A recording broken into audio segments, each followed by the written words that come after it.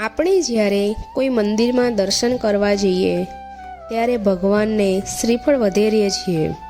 ત્યારબાદ ભગવાનને અર્પણ કરીને તેને પ્રસાદ તરીકે વહેંચીએ છીએ. આ સિવાય લગ્ન, તહેવાર, ગૃહ પ્રવેશ, નવા વાહનની ખરીદી, નવી ઓફિસ કે ઉદ્યોગ ધંધાની શરૂઆતમાં પણ આપણે શ્રીફળ વધેરીએ છીએ. મોટાભાગના લોકો ભગવાનને શ્રીફળ વધેરીને ધરાવે છે, પરંતુ આવું શા માટે કરે છે જાણતા હોતા નથી. શ્રીફળ શા માટે વધેરવામાં આવે છે તે જાણીએ. એક સમય એવો હતો જ્યારે દેવતાઓને પશુ બલિ આપવામાં આવતી હતી.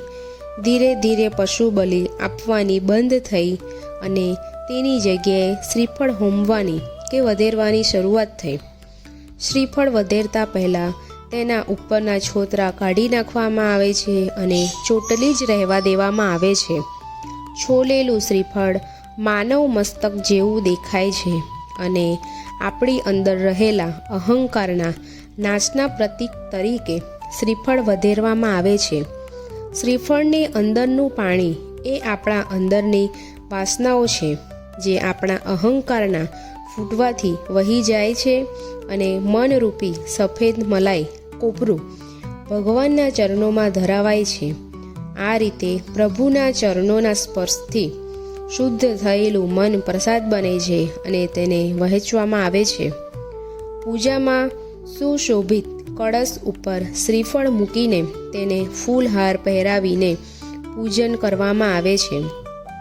વાસ્તુ નવચંડીમાં યજ્ઞકુંડમાં શ્રીફળ હોમવામાં આવે છે. આ સિવાય શ્રીફળ નિસ્વાર્થ સેવાનું પ્રતીક છે. તે સમુદ્ર કિનારે ક્ષારવાળું ખારું પાણી ચૂસે છે અને મીઠું જળ આપણને આપે છે. તો આ હતું શ્રીફળ શા માટે વધારવામાં આવે છે તેનો મહિમા. વિડીયો પસંદ આવ્યો હોય તો લાઈક કરો, શેર કરો અને ચેનલને સબસ્ક્રાઈબ કરો. જય મહાદેવ.